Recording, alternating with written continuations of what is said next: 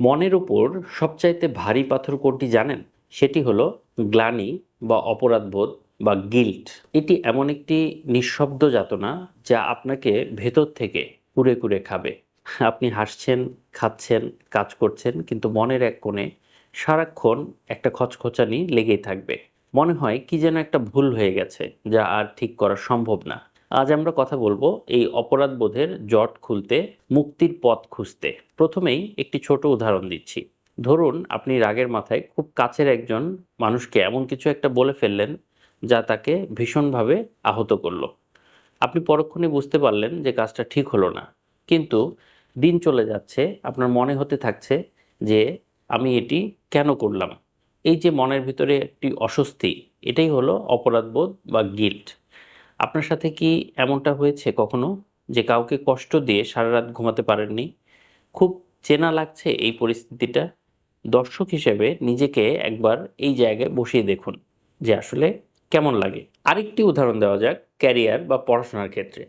হয়তো আপনি একটা সুযোগ পেয়েছিলেন, কিন্তু অবহেলার কারণে সেই সুযোগটি হাতছাড়া করেছেন।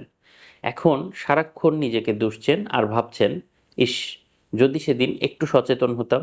এই আফসোস আপনাকে বর্তমানের কোনো কাজে মন দিতে দিচ্ছে না। নিজেকে প্রশ্ন করুন, আপনি কি অতীতের কোনো ভুলের জন্য নিজেকে বর্তমানে শাস্তি দিচ্ছেন? একটু গভীরভাবে ভেবে দেখুন। গ্লানি যখন আপনার নিত্যসঙ্গী হয়, তখন এটি আপনার আত্মবিশ্বাসকে ধুলোয় মিশিয়ে দেয়। এখন প্রশ্ন হলো, এই গ্লানি থেকে মুক্তির উপায় কি? মনে রাখবেন, মানুষ মাত্রই ভুল করে। পৃথিবীতে এমন কেউ নেই যে নিখুঁত। তাই সমাধানের প্রথম ধাপ হলো মেনে নেওয়া। যা ঘটে গেছে তা আপনি আর বদলাতে পারবেন না। সেটাকে স্বীকার করে নিন। আপনি যদি আপনার ভুলটি বুঝতে পারেন, তার মানে আপনি একজন ভালো মনের মানুষ। কারণ বিবেকহীন মানুষের কোনো অপরাধবোধ থাকে না। আপনার কি মনে হয় না যে ভুল করাটাই শেখার একটা অংশ? এরপর যদি সম্ভব হয় তাহলে সংশোধনের চেষ্টা করুন। যদি আপনার কথায় বা কাজে কেউ কষ্ট পেয়ে থাকে, তাহলে বিনয়ের সাথে তার কাছে ক্ষমা চেয়ে নিন। ইগো বা অহংকার বিসর্জন দিয়ে একটি সরি বলা আপনার মনের ভার অনেকটাই হালকা করে দিবে। আর যদি তাকে সরাসরি বলা সম্ভব না হয়, তাহলে অন্য কোনো ভালো কাজের মাধ্যমে সেটার প্রায়শ্চিত্ত করতে পারেন। দেখবেন মনের ভেতরের অস্থিরতাগুলো কমতে শুরু করেছে।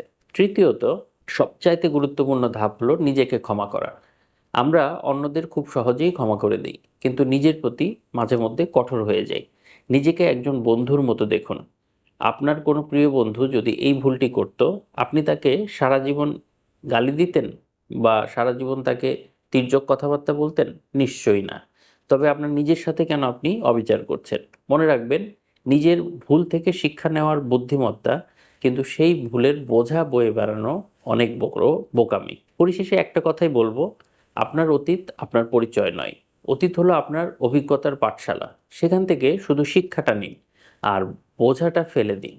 আজই প্রতিজ্ঞা করুন যে আপনি আর পেছনের দিকে তাকিয়ে চোখের জল ফেলবেন না, বরং সেই ভুল থেকে পাওয়া শিক্ষা নিয়ে সামনের দিকে এগিয়ে যাবেন। কারণ আপনার সামনে একটি সুন্দর ভবিষ্যৎ অপেক্ষা করছে, যা এই গ্লানির চেয়ে অনেক বেশি মূল্যবান।